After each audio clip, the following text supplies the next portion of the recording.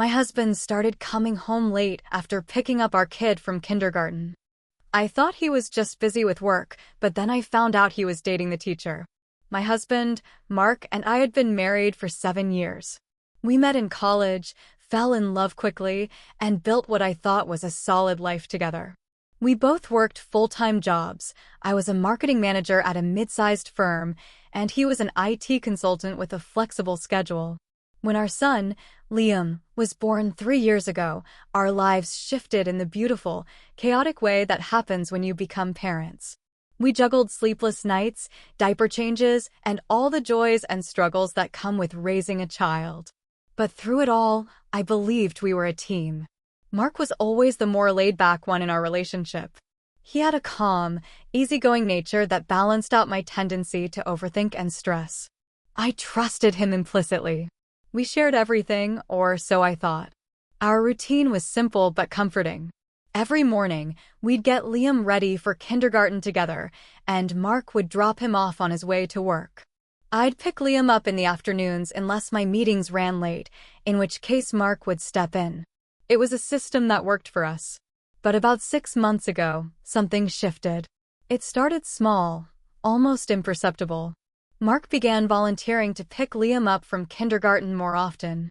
At first, I appreciated it. My job had been demanding lately, and having him handle pickups gave me some breathing room. But then, I noticed he was coming home later and later after those pickups. At first, it was easy to dismiss. He'd say traffic was bad or that he had to stop for gas. Sometimes he'd mention running into a friend or a coworker and chatting for a bit. These were normal things, right? We lived in a busy city, and it wasn't unusual to hit congestion around rush hour. But it wasn't just the lateness that caught my attention, it was the way he acted when he got home. He seemed distracted, distant, like his mind was somewhere else entirely. One evening, he came home nearly an hour later than usual. I was sitting on the couch, scrolling through my phone, while Liam played with his toys on the floor. When Mark finally walked in, he looked flustered, his shirt slightly untucked, and his face flushed. He gave me a quick kiss on the cheek, mumbled something about traffic being a nightmare, and went straight to the shower without even greeting Liam properly. That wasn't like him. I tried to brush it off. We all have bad days, right? Maybe work was stressing him out more than he let on. But the pattern continued. Each time he picked up Liam, he'd come home later and later, and his excuses started to feel rehearsed, almost too casual. Oh, I bumped into Jake from the office, and we grabbed a quick coffee. Had to swing by the pharmacy to pick up something. Liam wanted to stay and play a little longer. I wanted to believe him.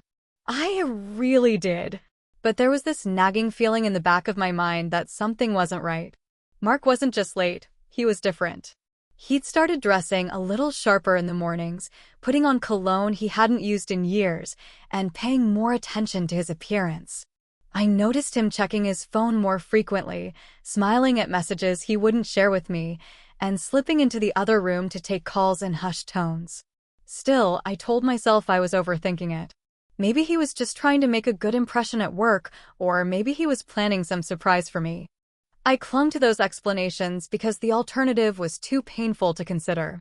One weekend, we were at a family barbecue with some friends, and I mentioned how Mark had been picking up Liam more often lately. Our friend Sarah raised an eyebrow and said, "Oh, that's sweet. Liam must love spending extra time with his dad."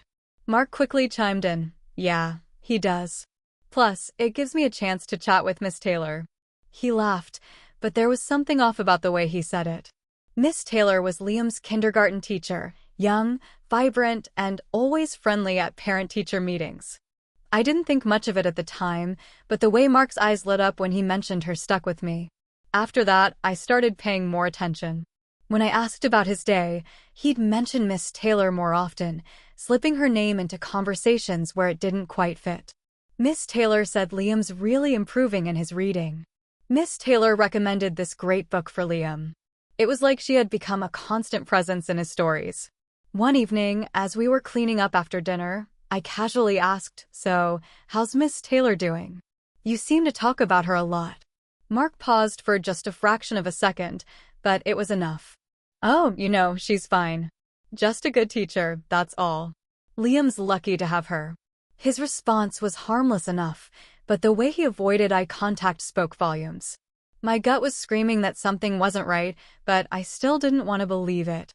I loved this man. We had built a life together, a family. Surely, he wouldn't throw that away. But the late pickups continued, and his behavior grew increasingly distant. He started staying up later at night, glued to his phone or his laptop, claiming he had work to catch up on. When I tried to initiate conversations, he seemed disinterested, distracted, like he was only half listening. The final straw came one Friday evening. Mark had gone to pick up Liam, and hours passed without any word from him. I called his phone, no answer. Texted him, no response. Panic set in. What if something had happened to them? I called the kindergarten, but they had closed hours ago. Finally, just as I was about to call the police, he walked through the door, looking disheveled and flushed, with Liam in tow. Sorry, I lost track of time, he said, avoiding my eyes. I didn't push it that night. But deep down, I knew I couldn't ignore this any longer. Something was going on, and I needed to find out what. And that's when everything started to unravel. The morning after Mark's unexplained lateness felt like a turning point. I woke up with a pit in my stomach, the kind you get when you know something is wrong, but you're too afraid to face it head-on. Mark was already downstairs with Liam, his laughter floating up the stairs like everything was normal. But it wasn't. Not for me. I lay there for a while, staring at the ceiling, wondering if I was overreacting. Maybe I was being paranoid. But no matter how much I tried to convince myself, the unease wouldn't go away. I kept replaying his excuses in my head, the way he avoided eye contact, the sudden change in his routine. It didn't add up.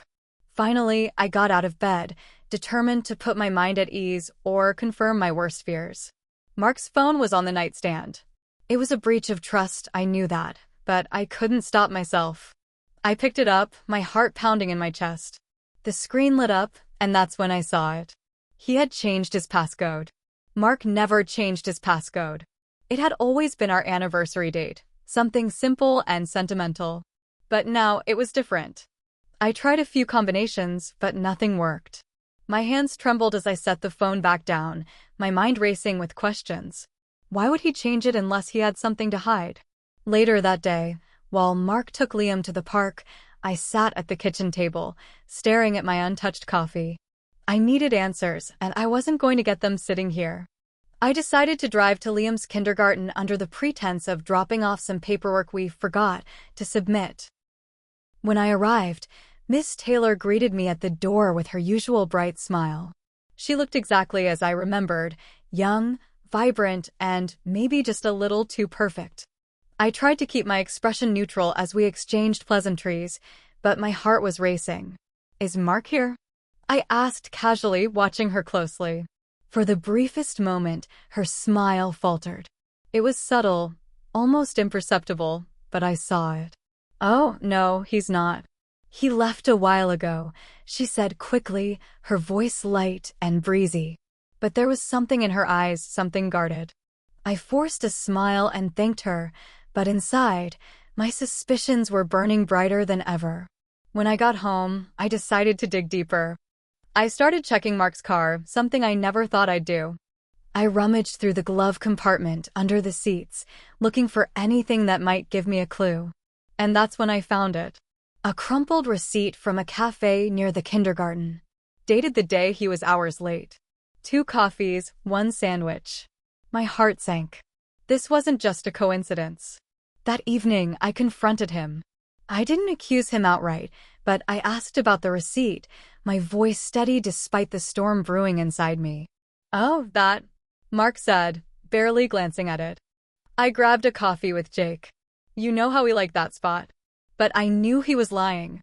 Jake hated that cafe. He always complained about their bitter coffee and overpriced pastries. I stared at Mark, searching his face for any sign of the man I married. But all I saw was a stranger. The days that followed were a blur of suspicion and doubt.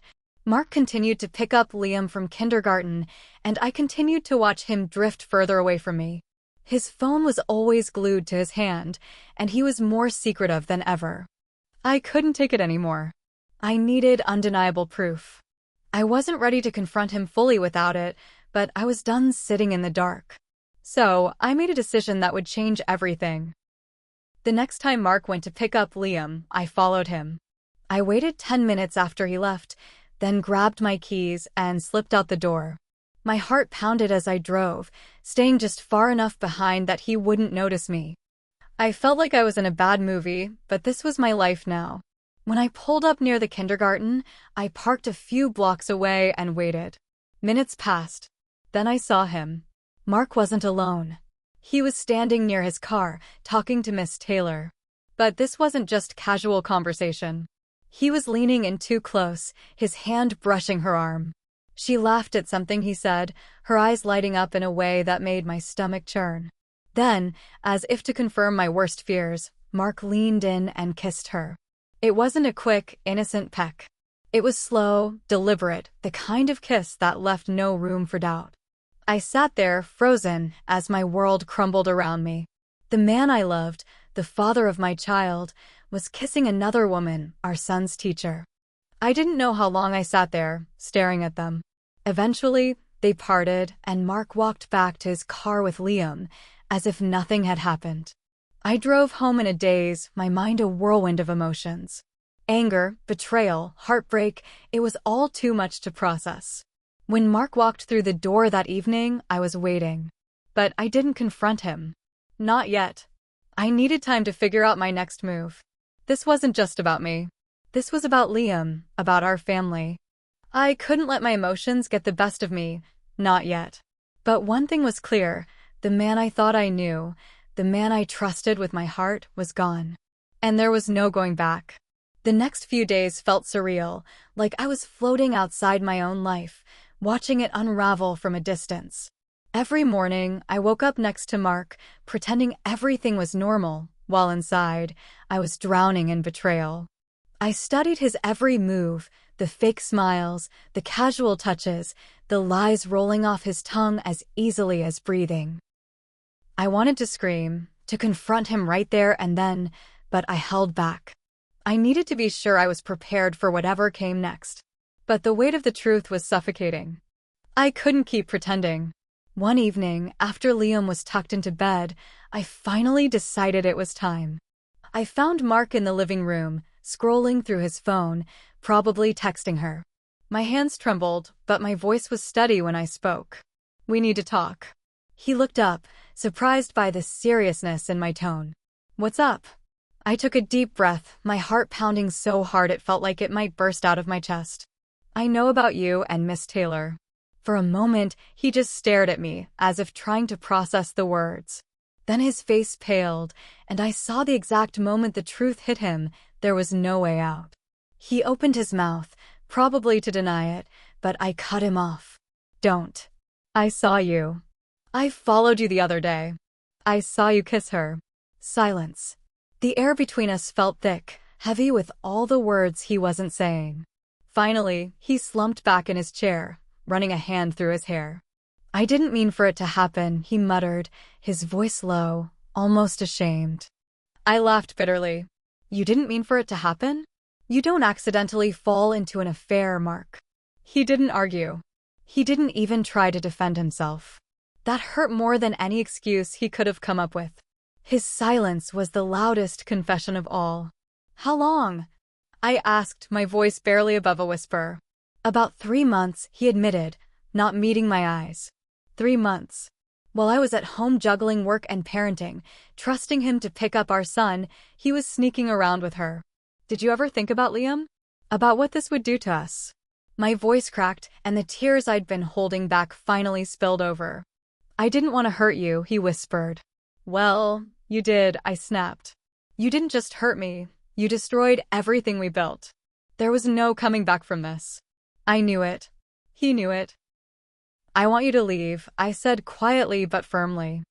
"I can't do this anymore." Mark didn't argue. He just nodded, like he'd been expecting this. He packed a bag that night and left without another word. Watching him walk out the door, I felt a strange mix of devastation and relief. The man I loved was gone, but at least the lies were over. Telling Liam was the hardest part. He was too young to understand the full story, but I explained that Daddy wouldn't be living with us anymore. His little face crumpled in confusion and sadness, and it broke my heart all over again. But I promised him we'd be okay. Because we would be. In the weeks that followed, I focused on rebuilding. It wasn't easy. The house felt emptier, quieter, but I filled that space with love for Liam and strength for myself. Mark tried to reach out a few times, apologizing, asking if we could talk, but I didn't respond. Some betrayals are too deep to forgive. Eventually, I learned that Mark and Miss Taylor's fling fizzled out not long after our separation. Apparently, the excitement of sneaking around wasn't as thrilling when faced with the reality of a broken family. But by then, I didn't care. His choices were his to live with. As for me, I found peace. It took time, but I realized I was stronger than I ever knew. Life didn't end with Mark's betrayal, it began anew. I built a new routine with Liam, surrounded myself with friends and family, and focused on creating a life that felt whole again. Mark was a chapter in my story, but he wasn't the whole book. And as I closed that chapter, I realized something important. Sometimes, the end of one story is just the beginning of a better one.